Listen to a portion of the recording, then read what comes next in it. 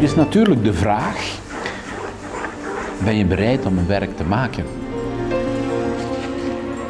Een werk dat zich afspeelt daar op die bepaalde plaats aan de Maas. Ik geloof in kunst. Ik geloof dat kunst ons de barometer brengt van hetgeen wat we moeten doen.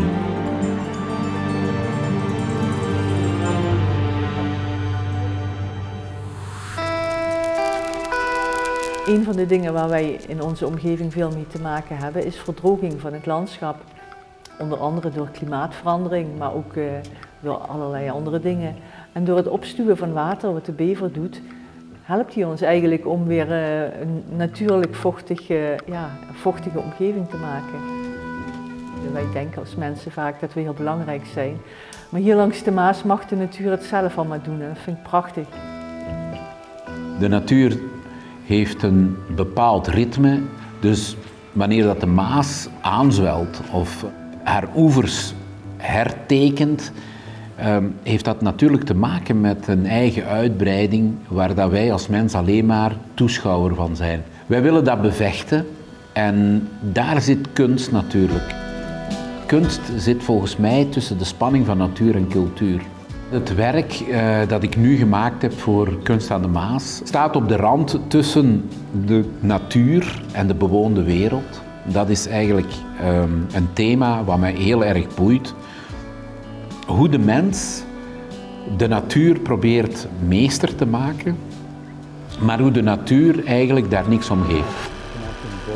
De mens heeft tegen de Maas gevochten door zandzakken aan te brengen, dammen te maken en de bever doet dat ook. De bever is een landschapsarchitect. Hij is ontzettend slim. Hij weet hoe hij waterstanden kan reguleren.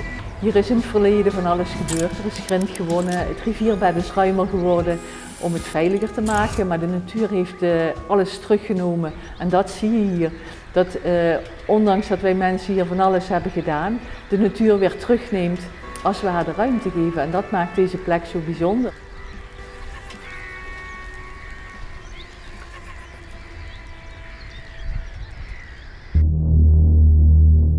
We leven in een technologische samenleving. Dat wil dus zeggen, we hebben ook het digitale in ons handen. We kunnen via die digitale programma's kunnen we vandaag scanningen maken, kunnen printings maken, zodanig dat we verschillende onderdelen hebben die natuur op een of andere manier trachten te kopiëren. We zitten op een gevaarlijk momentum van creatie.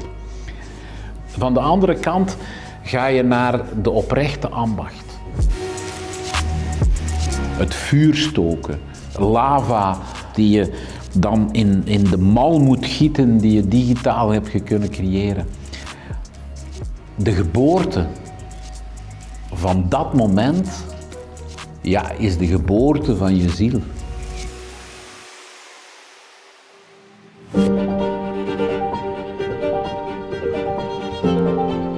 In Future Fossil ziet je eigenlijk het fossiel liggen van de zandzakken, maar tegelijkertijd ook de bever die zijn eigen wetten maakt. En dat allemaal op de grens tussen mens en natuur.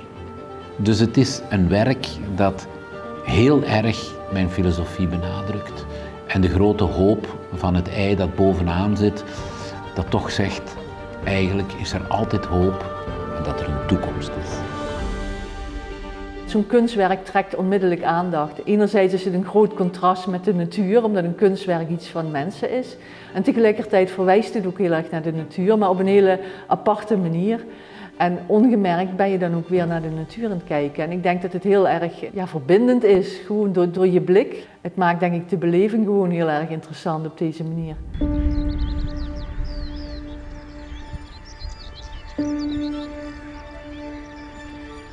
Ik hoop natuurlijk dat dit werk de tand des tijds trotseert. En daarom heeft het natuurlijk ook een bronzen uitvoering. Omdat de vergankelijkheid van brons zeer klein is. Maar ook omdat de verandering van brons zeer groot is.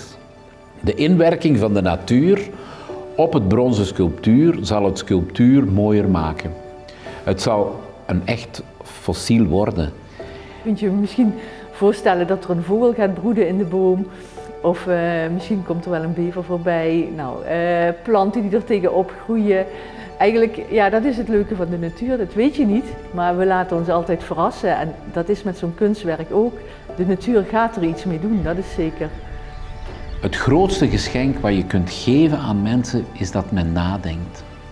En het nadenken gaat over hoe beschermen we de natuur, hoe beschermen we de elementen die in de natuur leven en hoe kunnen we daarover zelf nog gelukkig zijn. Ik denk dat dat een balans is. En als je daar kunt bij stilstaan, denk ik dat het werk geslaagd is.